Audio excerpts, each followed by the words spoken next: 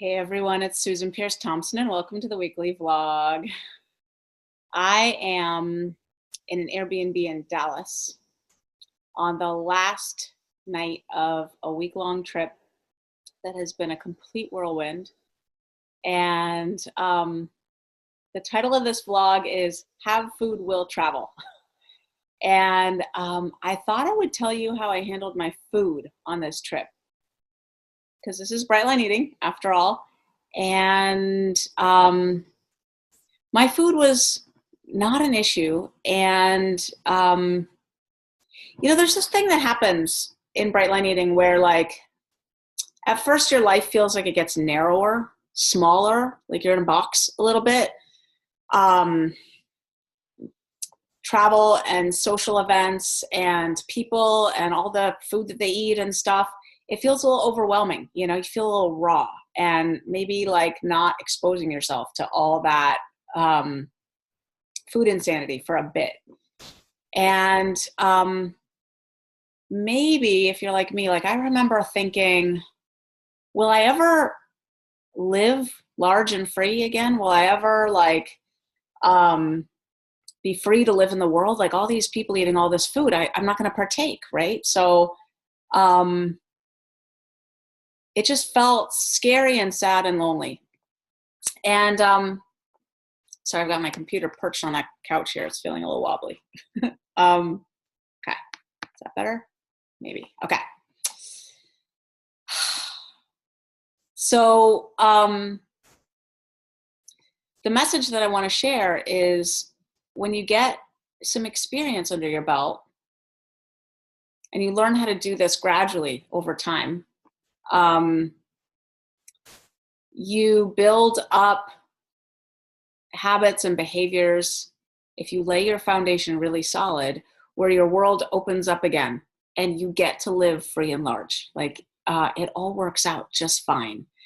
So I had the opportunity this past week to do a pretty crazy set of whirlwind trips. I mean, it was, I was going to Washington, D.C.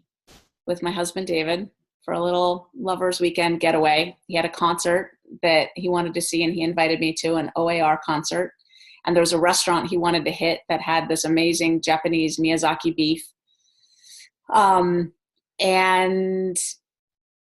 then I got invited to Dallas to do this series of podcast interviews with one of the top health podcasts, and it had to be in person because they'd videotape it and put it up on YouTube as well. And we were looking at the calendar and it was like, oh, right after DC would probably work. So I'll fly from DC to Dallas. And then I was back in Rochester filming the Reboot Resume video series. I think the technical name is Resume, the Essentials of Sustainable Weight Loss. And I finally had the dates of that video shoot on the calendar nailed down. I'd been trying to figure out how to fit that all in for quite a while. And the video shoot was split. Anyway, right in between the two video shoot days, I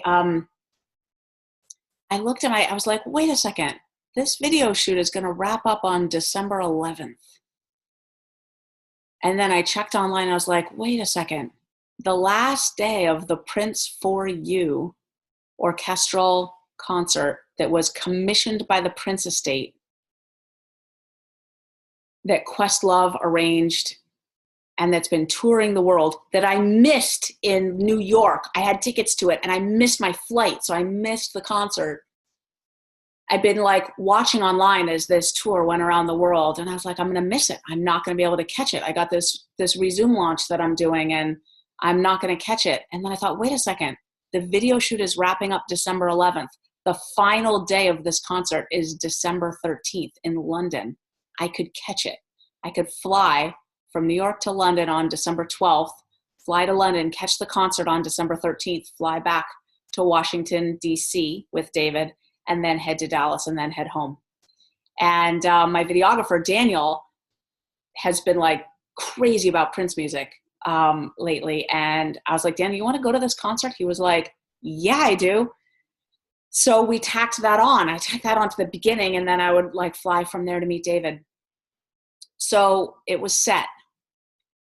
Crazy itinerary. I get that. Not everybody likes to swirl their life around like I do sometimes, but I wanted to catch that concert. If you don't know me, like Prince is like, I was thinking, how many more Prince concerts are there going to be?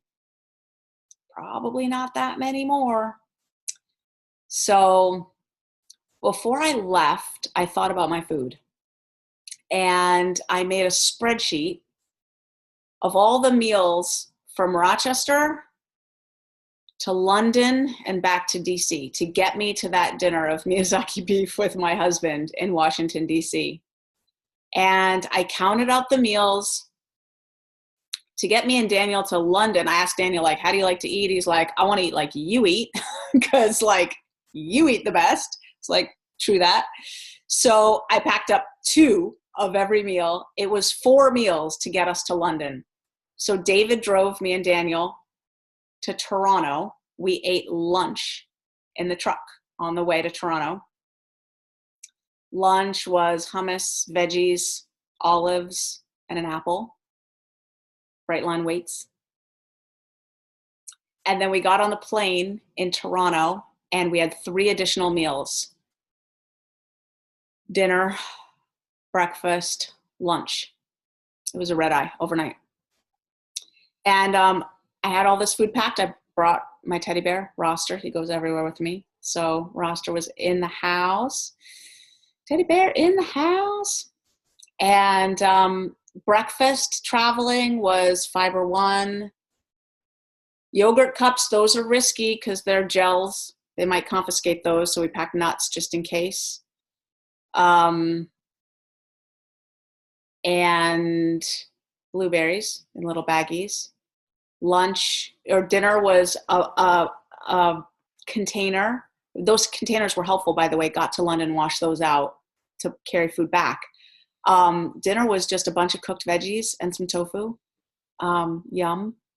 And then lunch was the same again. Hummus, veggies, olives, apple. So we rocked up to London and landed at noon London time, and then it took 3 hours to get through, what do you call it? Customs, whatever they called it. Crazy. And by the time we got actually into London, we hit the Airbnb, dropped off all our stuff, and then went to Whole Foods. And we bought our dinners for that night right off the prepared foods bar. And Daniel was staying in London longer because he's not crazy like me, like flying into London for a day. So for me, I got my breakfast, my lunch, and an extra meal, which I ended up making a breakfast for the way back. Now, here's the thing: when you travel internationally, when you cross a bunch of time zones, the notions of breakfast, lunch, and dinner start to break down, right? Like you're flying to Australia, night and day are flipping on you. What does 3 meals a day even mean? So what you got to do is you got to anchor your arrival point with a meal that makes sense in that time zone where you're going to land. And then basically you just eat every 4 to 6 hours for that flight. You can't guarantee that you're going to sleep 8 hours on a flight, right? It doesn't happen. So you got to fuel your body for the whole flight as if it's awake hours, the whole travel time. So I was keeping that in mind for my flight back. So we got all this stuff at Whole Foods. We rock up to Royal Albert Hall, show our tickets at the very front door, and they're like, no outside food, no weapons, go get your bag searched over there. And we've got our groceries from Whole Foods with us, including our dinners in there, and like all these blueberries, like 6 packs of blueberries and all this food. So we're like, no outside food, no weapons. Go get your bag searched over there. We've got a friggin' bag of groceries with us. So we go over to the line, we get up, and we just open it up. There's our bag of groceries. And the guy looks down, he's like, he's like, you're having a berry fest. We're like, we're American, we just landed here, we're just here for the concert, and this is our food for the next day and a half. And we're like, these are our groceries. We didn't have time to like go back to the Airbnb after Whole Foods. And he looks at us and he goes, I ain't seen nothing. I ain't seen nothing. Go on. Go on. I ain't seen nothing. And we're like, really? We can just go in? He's like, go on. Go in. Like, oh God. So we go in, we go downstairs where the bathrooms are. We need to eat. The show's starting in like 25 minutes. We're like, do you want to eat? We're like, yeah, we want to eat. So we just sat there in the corners, like a little dungeon, you know, old buildings, right? Little dungeon. And we just sat there and ate our food. And then they came on the loudspeaker, 5 minutes to the show. Ladies and gentlemen, please take your seats. So we went into the theater. It was so beautiful. Royal Albert Hall is so beautiful. Daniel looked at me and said, this could be emotional for you. I hadn't even considered that. And Questlove's voice came out over the loudspeaker saying, you know, I invite you to consider this a celebration of life. And I lost it, started to sob. And the concert was amazing.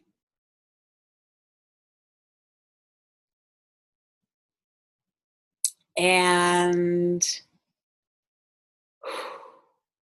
packed my food for the flight, had breakfast in the Airbnb, and then packed 2 meals for the trip back to DC. And then landed in DC. Now, the London trip was all packed food, weighed food, Whole Foods, Airbnb. DC, I did a different way. David kind of likes, when he goes traveling, he kind of likes hotels and restaurants, which I can do. Okay, I can do hotels and restaurants. So I landed in DC, met up with David. We took a taxi or an Uber or whatever it was to the hotel, and went out to a fancy dinner. Now, fancy dinners, it's tricky, right? Like, that food rings my bell a little bit, which is okay, but it's got to be managed a little bit, because I'm someone that, like, when my food bell gets rung, it can lead me astray. Now, let me just say, at that dinner, I felt so beautiful. Like, I benefited from the care that I'd been taking of myself. David even looked me up and down. He's like, you look good. Which I think was a little nod to, like, your food's been really clean, because look at you. It's a thing about food, right? Like, we wear it on our bodies, don't we? So I have some automatic habits in place so that a fancy restaurant, like a fancy restaurant meal like that, is bounded. To drink, I have sparkling water with lime. It feels festive. It often goes into a wine glass or something like that. It's sparkly. Nobody knows if I'm drinking vodka or sparkling water. It's sparkling water with lime. That's my drink. That's my go-to order. I'm not having bread. I'm not having dessert. I'm not having any of that stuff. I'm having protein and produce. I didn't weigh my food in that restaurant meal, which is fine. I didn't even really eyeball it. Like, we just ordered, you know, just little moderate amounts of food, and I just ate my protein and produce. Meal over. But it was good. Like, sometimes people ask in Bright Line Eating, how do you celebrate a special fancy occasion? And I'm like, I go out to dinner. Like, I still go out to dinner. I do. I go out to dinner to celebrate. And it's okay. And I love it. I enjoy it. Like, that Miyazaki beef, oh my gosh, those hand massaged cows. Whoa. I'm mostly plant-based, but yeah, that Japanese grade A5 Wagyu beef. Yeah, okay, that rings my bell. And the next morning, I weighed my breakfast off the buffet at the Hyatt on the water in Washington, D.C. Yeah, I weighed that food. I didn't want the sexiness of the restaurant meal the night before to, like, dribble into some sloppiness. Like, that was part of bounding that restaurant meal, was the next day weighing and measuring. And then that day, during the day, we went to the Holocaust Museum. And it was gut-wrenching. Of course it was. Gut-wrenching. And I got to the museum cafe and I weighed my food. Even though it really came in like these little containers that were probably already fine, I put it on the scale because I just didn't want to have to think about my quantities, eyeballing them at all. I didn't want to have to think about it. I was so emotional. I just put my food on the scale, ate my little containers of food. And then that night, David and I went out to the OAR concert and we went to this seafood restaurant ahead of time. And oh my gosh, okay, ordering in this restaurant was like, it was kind of a complicated menu. They had a few sides of vegetables, but they were honey glazed Brussels sprouts and maple glazed butternut squash. So my first question of the waiter is, hey, could you do the butternut squash or the Brussels sprouts without the sweet glaze? Like, could you just do those plain for me? He's like, I don't know, let me check. So he goes back to the kitchen, comes back out. No, they're marinated in big vats overnight. It's all mixed in already. I'm like, okay. So I look through the menu and I see some dish that looks complicated, but it's got broccolini in it. And I'm like, hey, could I have that broccolini separate just as a side? He's like, let me go check. So he goes back and he checks. He comes back out and he's like, I can do that dish with Brussels sprouts instead of broccolini. I was like, that's not what I asked.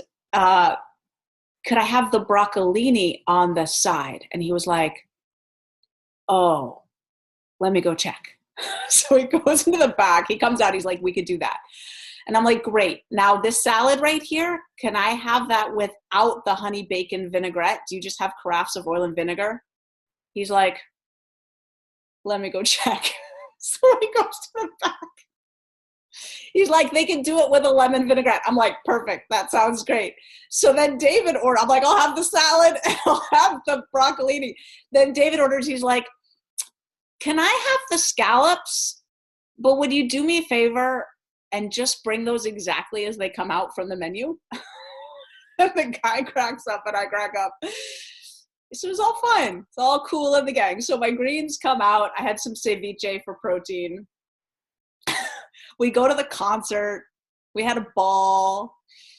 And, at the end of the concert, it kind of looks like, like people look like they're having fun, right? Drinking their beer at a concert until they spill it on you or themselves, act like idiots, whatever. But like at the end of the concert, they turn the house lights on. And oh my goodness, it's kind of like the day after a binge, right? You're like, oh, that indulgence doesn't look so pretty when you turn all the lights on, right? You turn the house lights on, it's like, oh, no. I would rather keep myself bright, right? So then I flew to Dallas and I hit a Whole Foods and back to an Airbnb, which I'm in now, and weighing and measuring my food, having a kitchen, buying my food, back to my hummus and my tofu and my grilled veggies and my apples and my blueberries, and bought a bag of Oat Bran for my cereal and little things of plant-based yogurt. And I went over to the guy's house who was shooting the podcast, amazing guy, Jonathan Hunsacker from Organics. I think the podcast is called Empowering You Organically, and I'm going to be the guest for 3 shows in a row, December 26th, January 2nd, and January 9th. We shot them all live in his house that day. And I called ahead and I asked, hey, what are you doing for food? And he's like, and I'm like, I just bought a bunch of groceries. What are you thinking?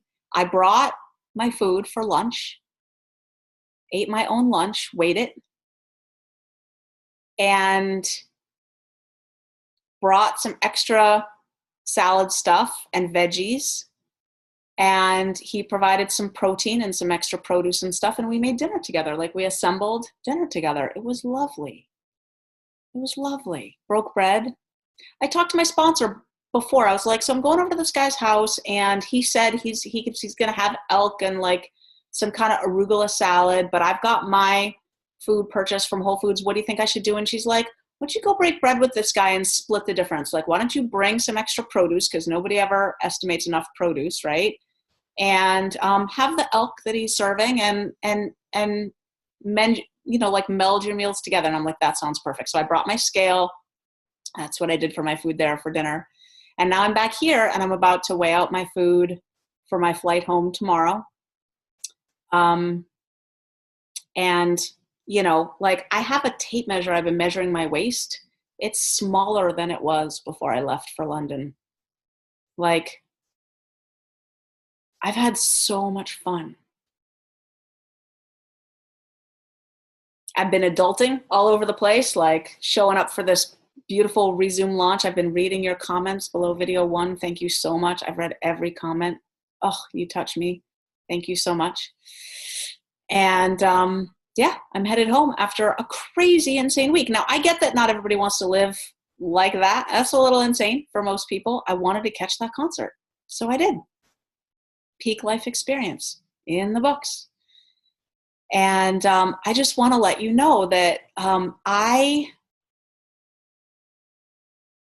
earned this, and I'm grateful. I earned it by logging months and years of clean, bright line eating,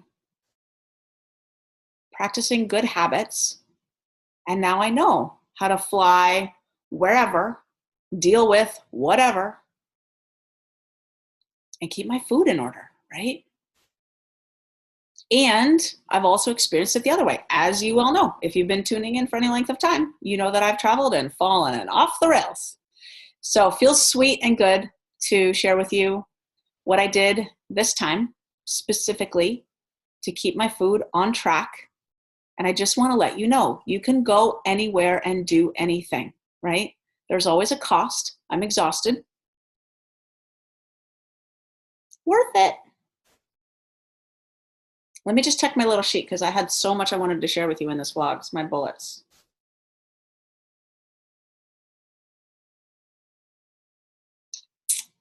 Covered it all. Yeah, I got to say, the dude at the bag check at Royal Albert Hall is my favorite part.